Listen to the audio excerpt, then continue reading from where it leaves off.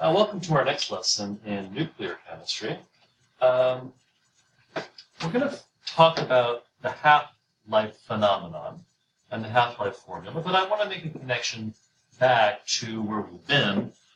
We're still on the same topic, so to speak, and that we're still discussing what it means for something to undergo natural decay. Remember, that's the same as saying that something is undergoing what we call spontaneous transmutation. Remember, transmutation just means nuclear change. And spontaneous means that it happens without any external influence, meaning no change in temperature or pressure is going to have any effect whatsoever on the rate at which something decays. So even if I were to, let's say, increase the temperature by 100 times, or I were to decrease the pressure by a factor of 10, it would have absolutely no effect on the length of time it takes for half of a radioisotope sample to decay. So it has no effect on the half-life. Well, okay, but what does it mean for a sample to decay? Well, I invented a fictitious sample, or a sample of a fictitious radioisotope. And I want to say that I happen to have a relatively small quantity of them, 16 billion. And over, let's say, 10 years, I observed the sample. I'm in it for the long haul, of course, dedicated person that I am. And I noticed that over that 10-year period, half of the sample decays, which would mean that I only have 8 billion nuclei left. I consider that to be a half-life event. So that's the first event. The second event and all other events are going to last 10 years. So if I come back in 10 more years and I find out that half of the half remains, meaning 4 billion remain of the nuclei. I come back in 10 more years and I find that half of that half, remain after this period of time. I come back in another 10 years, and that represents yet another half-life event, and half of that remainder remains, 1 billion.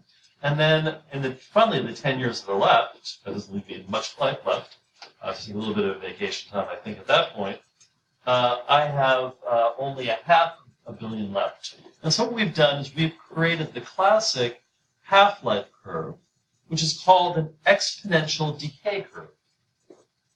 So, for example, in a laboratory, the aim of any laboratory involving half-life would be to verify the fact that this exponential decay curve holds and will be demonstrated by the pattern in the data that you collect. So, what we're left with now is to summarize this particular relationship between the overall time of decay and the half-life is what we call the half-life equation.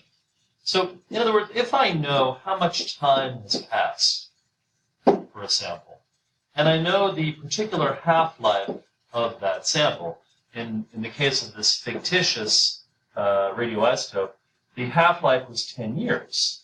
And obviously the amount of time that passed would be 10 plus 10 plus 10 plus 10 plus 10. And it's easy to see then that that time, that 50 years, divided by a half-life of 10, would equal a total of 5 half-life periods. So this formula here summarizes what we've seen unfold in that exponential decay graph. So the number of half-life events, and I like to put it over 1 because it reminds me to cross-multiply, is equal to the total time that's passed divided by the specific half-life of the substance. Why don't we look at a specific radioisotope that's listed on table N? Example 1. A 64 gram of gold 198 decays until 2 grams remain.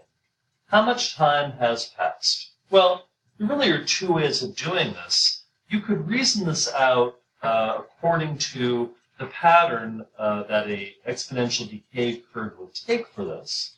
But I prefer to use the formulaic approach. So the first thing we should do is why don't we just write, it's always a great tactic the way to attack a problem is to first write down your formula. Let's write down the half-life equation. There it is. Let me remind you, maybe state, I don't think I told you this yet. This formula is not on table T. You have to commit it to memory. All right. Well, what do we know? What can we plug in? What are we solving for that matter? Well, it asks how much time passed, which means that we're solving for the total amount of time that's passed. Now, what I did is I just pulled out the data, all of the data that's listed for this particular nuclide, this particular radioisotope, gold-198. Well, it tells you it's AU-198. And it also tells you the decay mode because notice we're not looking at the decay mode. We don't care about this because we're not solving this problem. We're not figuring out, we're not writing the decay equation for gold-198. So if you started to do this, stop yourself because that's what we're not doing. We're not solving that problem here. We're doing half-life. So this time, we're just going to get out the half-life, which turns out to be 2.69 days. So let's write that down, 2.69 days. Now, notice, I want to solve for x, but I do not know how many half-life events there are. Well, one way I like to approach that is to first find out how much I have, 64 grams, and how much now remains, 2 grams, and I put them at a distance from each other. And I'm simply going to determine the number of arrows it takes for me to go from 64 to 2. Each arrow representing the halving, that's a hard word, of the previous amount.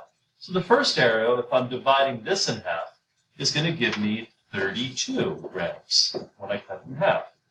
Another halving arrow is going to take that 32 and turn it into 16 grams. If I have that, half of 16 is 8 grams.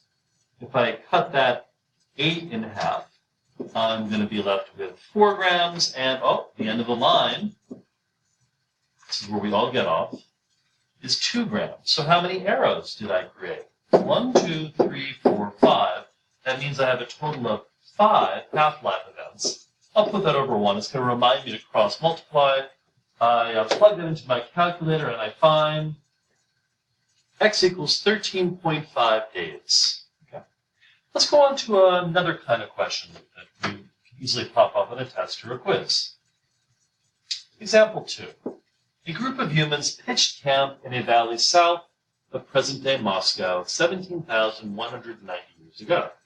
When the charred remains of the campfire wood was analyzed, what percent of the original mass of the carbon-14 was found to be remaining?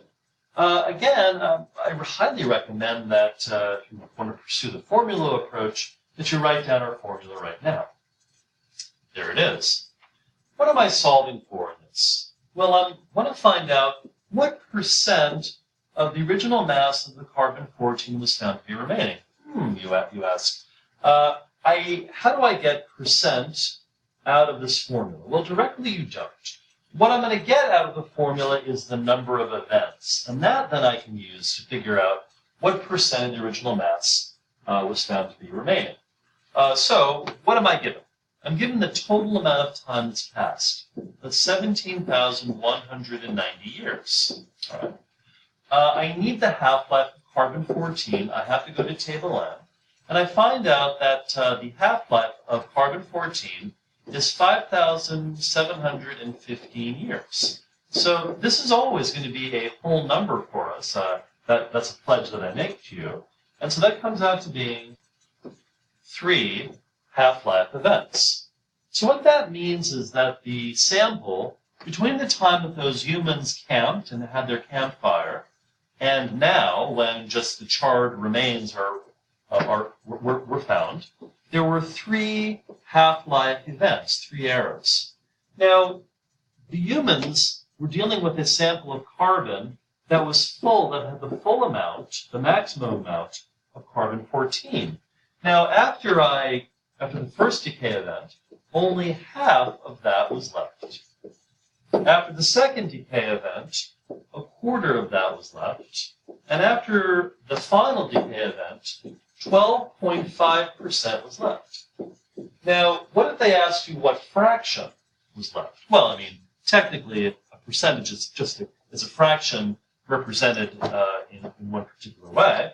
But in that case, instead of starting with 100%, I would start with the number 1. Well, half of 1 is a half, or 0.5. Half of a half is a quarter, or 0.25, and half of a quarter is an eighth, which is the same thing as 0.125. So all of these would be equivalent answers. Strictly speaking, this would be the percentage. 1/8 would be the fraction. This would be the fraction in decimal form. Well, okay, that covers half-life specifically. And that ends our discussion of what we call natural transmutation, which is a spontaneous change in which there's only one reactant. If we think of carbon-14 back in the form of a decay formula, carbon-14 decaying into a new element, 14 nitrogen, and a form of radiation, in the case of carbon-14, a beta particle. Next lesson, as you can see here, I'll be talking about something called artificial transmutation, which I suspect is not going to be spontaneous. See you then.